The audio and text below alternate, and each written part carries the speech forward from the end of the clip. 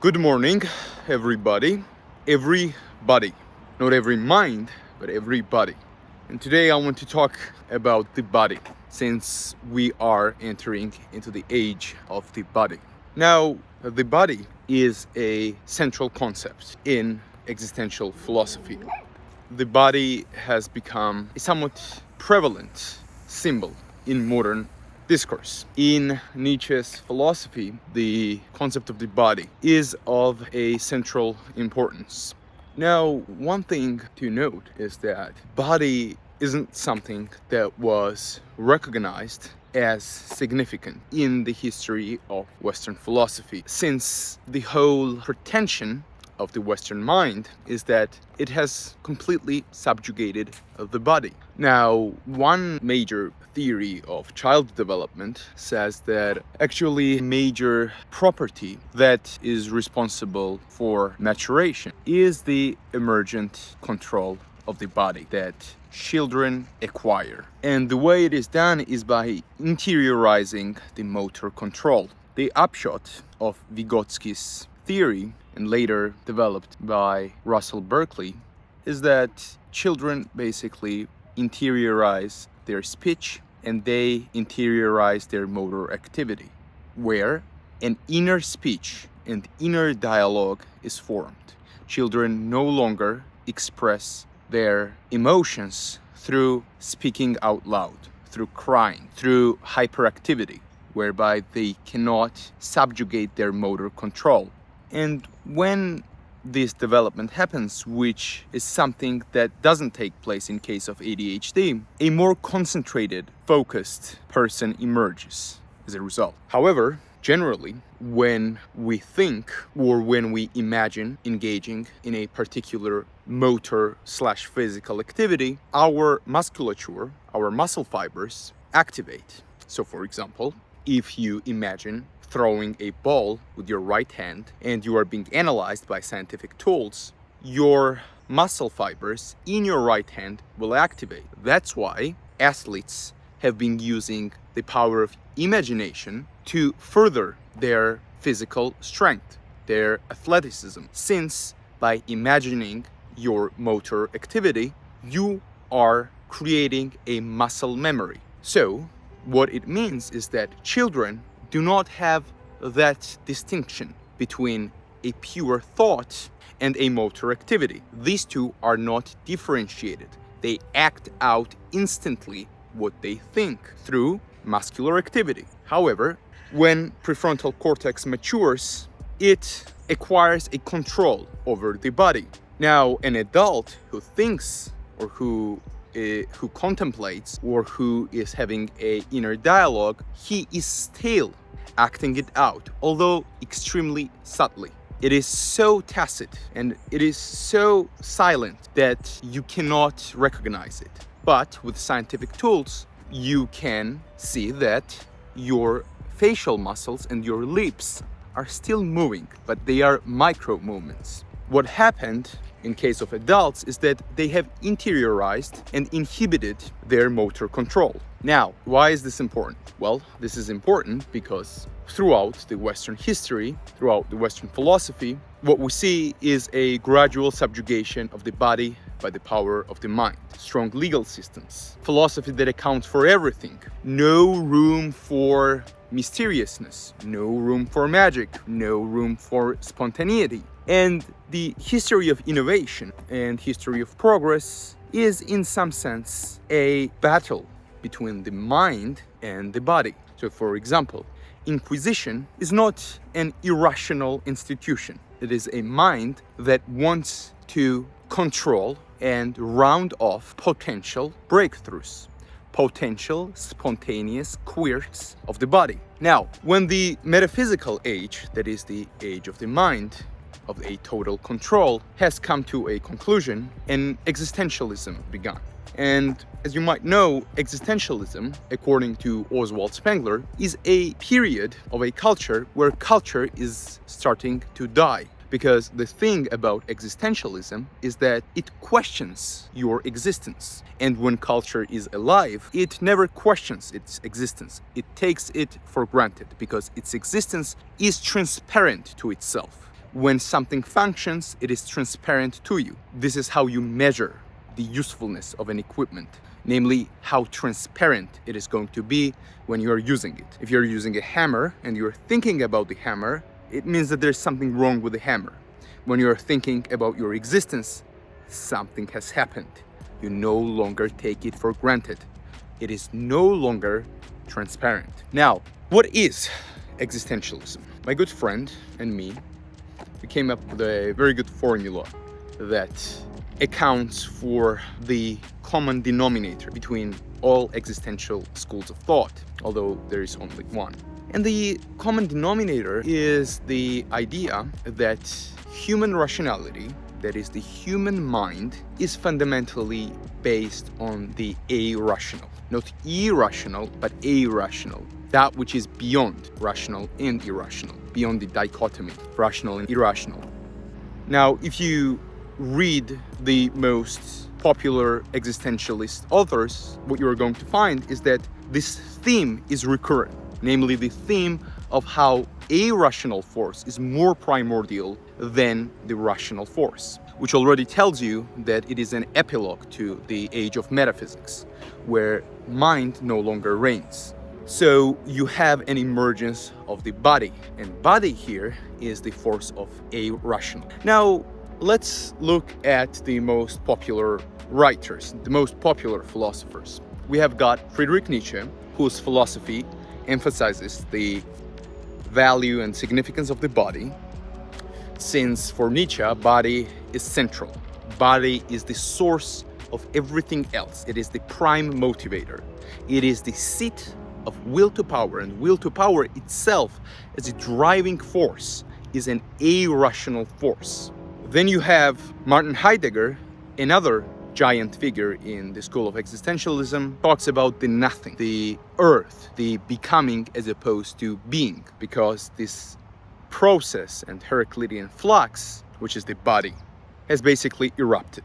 If you look at Sartre, who despises the body, especially his own body, he also emphasizes irrational forces, the gaze, for example, the nausea. So the prime existential factors acquire a more emotional, more bodily, more non-intellectual properties. If you look at Albert Camus, it's a form of alienation, a form of social withdrawal, a form of feeling of absurdity. If you look at Dostoevsky, it's guilt.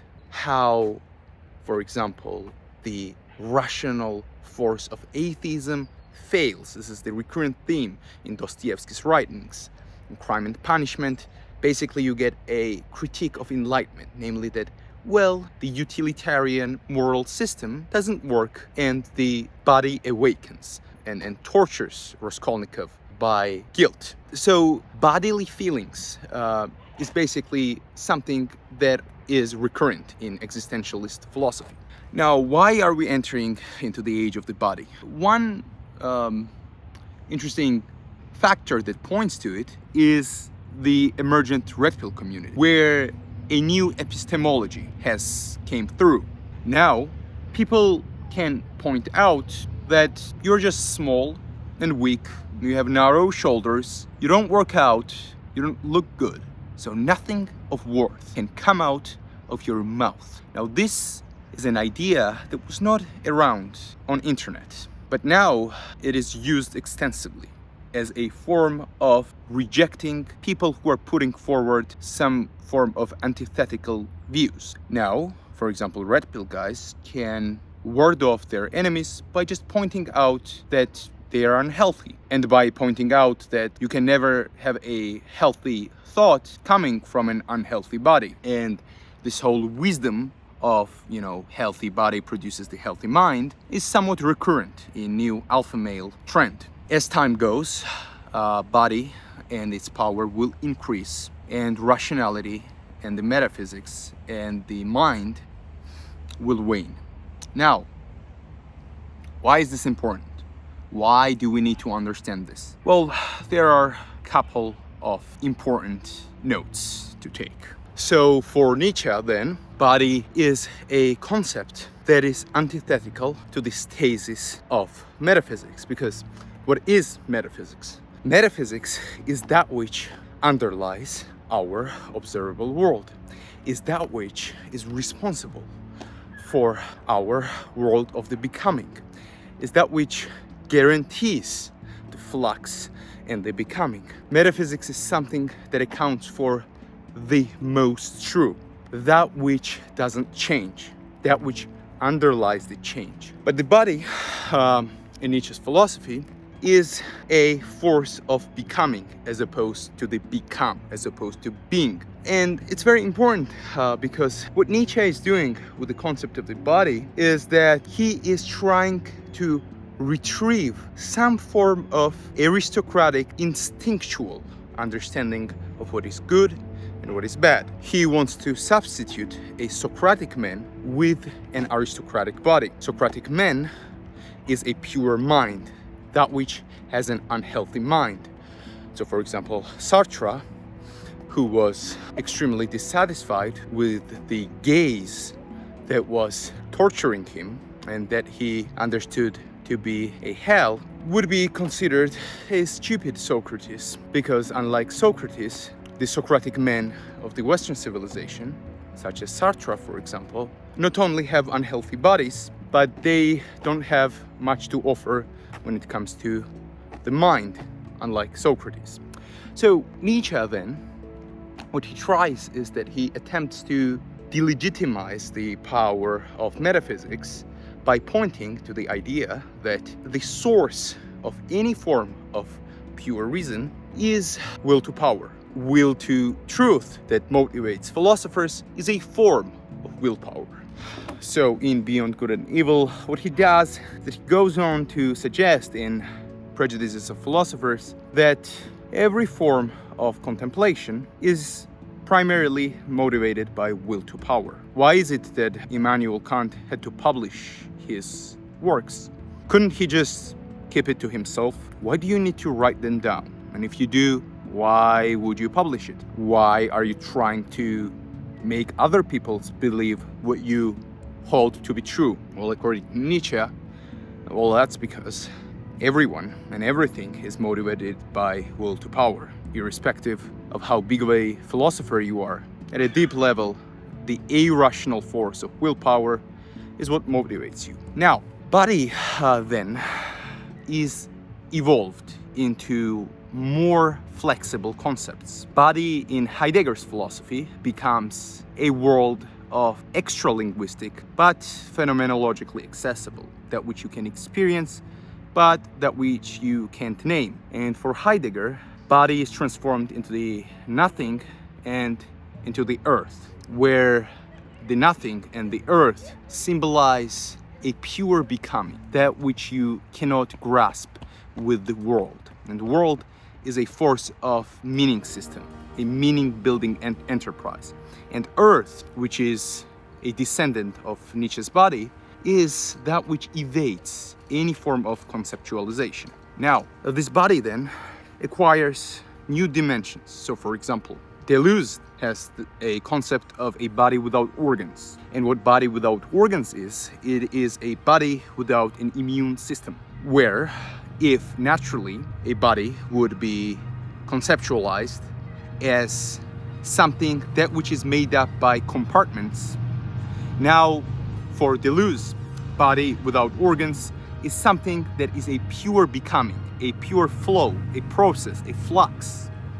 That's why, for example, he conceives Earth to be a body without organs, because the layers of the Earth are circular processes and flows of specific elements. So then, for example, some neo-spiritualist orgiastic cult would be an example of a body without organ, because an orgy is a rhizomatic structure where there is no hierarchy and where an immune system that was built up by classical metaphysics that would forbid you to let your body become a part of a sexual nexus is broken down. In orgy, there is no hierarchy. It is a pure circular flow. It is a body without organs, no barriers, no immune system. The organs have broken down, and you are just a process, a pure becoming Also, we have got Simone de Beauvoir, who says that you are not born as a woman, but you become one. Because as time goes, body, that is the symbol of becoming,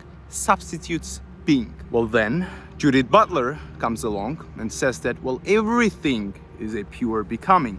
Not only you are not born a woman, but you never become one. Because your whole life is a pure becoming, and it never has any resolution. You can change your genders, since gender is a property of becoming, that is a social spectacle, a form of performance. Therefore, the gender performativity theory. With the emergence of the body, Western civilization entered its decadent phase. German philosophers who were responsible for that didn't really imagine, or if they did, then they thought that it could be diverted by their promise of some form of aristocratic locale, that is. For example, Nietzsche, who was an avowed antichrist, he was very conservative for his time. When he was having a vacation in Italy, he was renting a room in one motel type thing. And the housekeeper who ran the motel or the hotel, she was a sex worker, and she would bring men into her room. When Nietzsche found that out, he was enraged. He was like, "What are you doing?" He reprimanded her, and he was extremely frustrated with her.